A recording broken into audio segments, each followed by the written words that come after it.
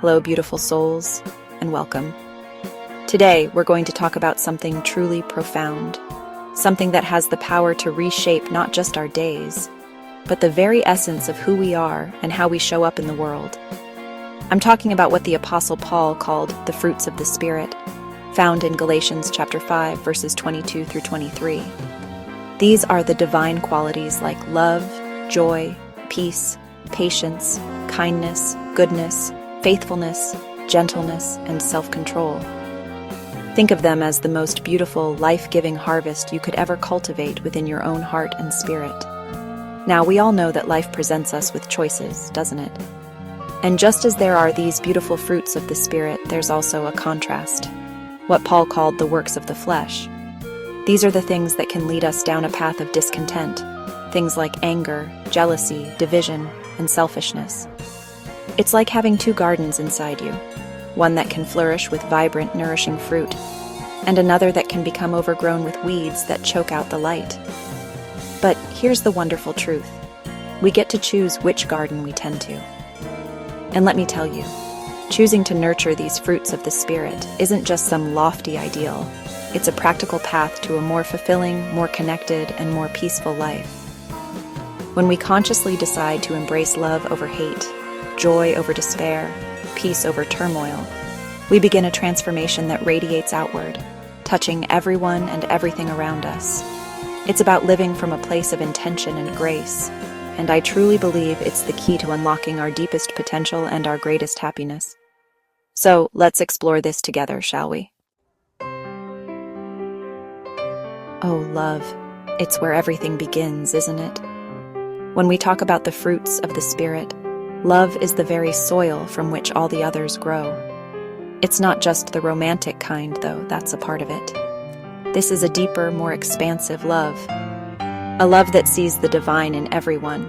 A love that chooses compassion even when it's hard. It's the kind of love that fuels forgiveness, that builds bridges where there were once walls, and that seeks understanding over judgment. It's the active choice to extend care, to stand for others, to be a force for good. This love stands in stark contrast to the barrenness of hatred, the isolation of selfishness, or the coldness of indifference. When we operate from those lower energies, we cut ourselves off from true connection, from the warmth that our souls crave. But when we choose love, when we make it our guiding principle, our intentions, our words, our actions, all begin to align with something so much bigger than ourselves. It's about opening your heart, even when it's been bruised, and allowing that powerful healing energy to flow through you and out into the world. That, my friends, is where the real magic happens. Now, let's talk about joy. So often, we confuse joy with fleeting happiness, don't we? Happiness can be wonderful, a burst of sunshine on a cloudy day, often tied to our circumstances, a good piece of news, a fun outing, a material gain. But joy, the kind of joy that is a fruit of the Spirit, that's something far deeper, more resilient. It's an inner wellspring of contentment and gladness that isn't dependent on what's happening around us, but rather, what's happening within us. It's a steady, quiet hum of the soul. This spiritual joy comes from a place of gratitude, from recognizing the blessings in our lives, big and small. It's found in connection, in purpose, and in the quiet knowing that we are part of something sacred. Unlike happiness that can be snatched away when circumstances change, this joy remains. It's the calm assurance that even in difficult times, there is still beauty, there is still hope, there is still light. It's about cultivating an inner garden where joy can bloom regardless of the external weather, a profound sense of well-being that anchors us. And then there's peace. Oh, that precious, sought-after peace. In a world that often feels chaotic, filled with noise and demands, the peace that comes as a fruit of the Spirit is like a sanctuary for the soul. It's not merely the absence of conflict on the outside. It's a profound inner calm, a stillness that settles deep within you even when storms are raging around you. This peace is rooted in faith, in trust, a trust that you are held, that you are guided, and that ultimately all will be well. It's a serenity that doesn't make sense to the anxious mind. This inner peace is the direct opposite of the anxiety that gnaws at us, the worry that keeps us up at night, or the internal conflict that tears us apart. When we are cultivating the fruits of the flesh, like discord or strife, peace feels miles away. But when we turn inward, when we connect with that divine presence within us, we tap into a reservoir of tranquility that is always available. It's about learning to breathe through the uncertainty, to find your center, and to allow that quiet assurance to wash over you. This peace is a gift we give ourselves when we choose the Spirit. Let's talk about patience, or as some translations call it, forbearance or longsuffering. Now, I know patience can be a tough one for many of us in this fast-paced world where we want everything yesterday. But there is such incredible strength, such profound wisdom in the ability to wait, to endure, to persevere without losing heart. It's not about being passive. Oh no, it's an active state of trusting the process, of understanding that some things take time to unfold, just like a seed needs time to grow into a mighty tree. It's a quiet power. This divine patience stands in direct opposition to the agitation of impatience, the bitterness of frustration when things don't go our way immediately, or the urge to give up when the path gets difficult. Impatience often stems from a lack of trust, a desire to control outcomes, but true patience, the spiritual kind, comes from a place of surrender and faith. It's knowing that there are lessons in the waiting, growth in the enduring, and that the universe has its own perfect timing. It's about cultivating a calm and steady heart, even when the world around you is urging you to hurry. Kindness. Such a simple word, yet it holds the power to transform lives, to heal hearts, and to change the world, one gentle act at a time. When we cultivate kindness as a fruit of the Spirit, we are choosing to see the humanity in others, to respond with compassion, and to offer support and understanding. It's in the small gestures, a warm smile to a stranger, a listening ear for a friend in need, a helping hand offered without expectation of return. These seemingly little things create ripples that extend far beyond what we can see. Kindness is the luminous opposite of cruelty, the warmth that melts indifference, and the gentleness that soothes harshness. When we act from a place of unkindness, we not only wound others, but we diminish our own spirit. But when we choose kindness, we elevate ourselves and everyone around us. It's about recognizing that we are all connected, all fighting our own battles, and that a moment of genuine care can be a lifeline. It doesn't cost anything, but its value is immeasurable. Imagine a world where kindness was our default response. That's a world I want to live in. Now let's explore goodness. This isn't just about being nice. It's about a deep intrinsic integrity, a moral courage that guides our actions and decisions even when no one is watching. Goodness, as a fruit of the Spirit, is about aligning our lives with what is right, what is true, and what is just. It's about having a strong inner compass that points you towards actions that promote well-being, honesty, and righteousness, not just for yourself, but for the greater community. It's about striving to be a person of character, whose life reflects their deepest values. This inherent goodness is a world away from deceit, from wrongdoing, or from the moral compromises that can slowly erode our soul. When we engage in actions that lack integrity, we create a dissonance within ourselves, a feeling of being out of alignment. But when we cultivate goodness, we experience a sense of wholeness and inner peace.